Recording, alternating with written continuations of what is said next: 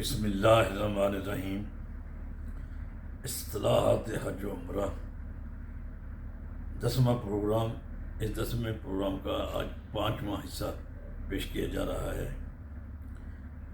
اس میں ہم 10-11 کے قریب اصطلاحات پر گفتگو کریں گے۔ پہلی اصطلاح ہے یعنی آج کے پروگرام کی جو 41 نمبر ہے، حج اصغر۔ عمرہ جو ہے وہ حج اصغر کہلاتا ہے۔ حدیث شریف کی روح سے عمرہ بھی ایک طرح سے حج ہی ہوتا ہے، چونکہ اس میں حج کی تمام مناسک ادا نہیں کی جاتی، اس لیے اسے حج اصغر کہا جاتا ہے۔ یہاں پہلے بیان کر چکے ہیں، دوبارہ اس کو مکرر بیان کر دیا گیا ہے۔ اس سے آگے ہے 42 نمبر، حج مبرور۔ ایسا حج جس میں کوئی گناہ کا عمل شامل نہ ہو۔ حج مبرور کو حج مقبول کے ہم معنی سمجھنا درست نہیں ہے۔ اور اگلا نمبر ہے فدیہ۔ حج یا عمرے کی ادائیگی کے دوران اگر کوئی شرع میں مطلوب فعل یا منسک جسے کہتے ہیں حج کی ٹیکنیکل زبان میں، شرعی زبان میں، حج کا منسک ادا نہ کر سکا ہو یا ویسے نہ کیا ہو تو اس میں ویسے نہ کیا ہو جیسا کہ مطلوب تھا، تو اس کمی کو دور کرنے کے لیے مختلف کفارے ادا کرنا ہوتے ہیں، یہ فدیہ کہلاتے ہیں۔ مختلف جنایات یعنی ایسا فعل جس کے سب میں کسی شرعی فعل کے برعکس کام کیا گیا ہو یا اسے توڑ دیا گیا ہو، اس کو جنایت کہتے ہیں۔ جنایت دینی پڑتی ہے فدیہ کے مقابلے میں جنایت۔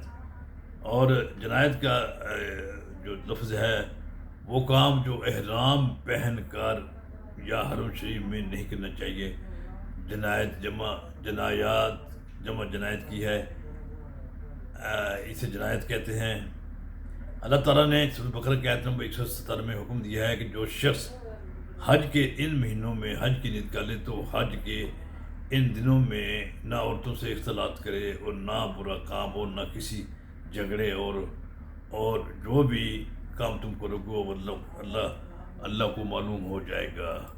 اس کا حکم یہ ہے کہ جنایت کی تفصیل میں یہ ہے: مرد حضرات کا سلوا کپڑا پہننا اور بند جوتا جسے پاؤں کی اوپر والی سطح یا اوپر والی ہڈی ڈھک جائے استعمال کرنا، عورتوں کا چہرے اور مردوں کا سر کو ڈھانپنا،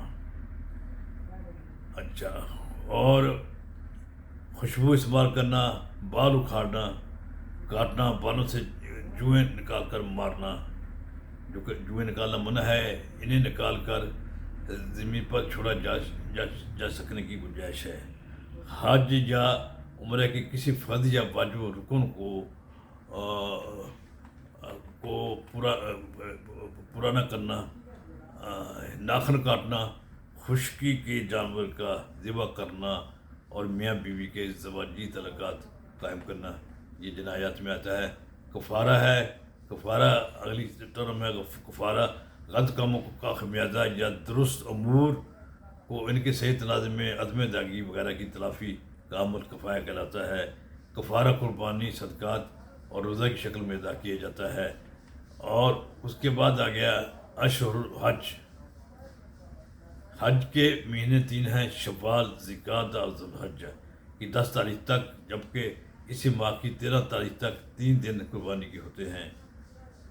انہی مہینوں میں اعمال حج کی ابتدا اور اختتام ہوتی ہے۔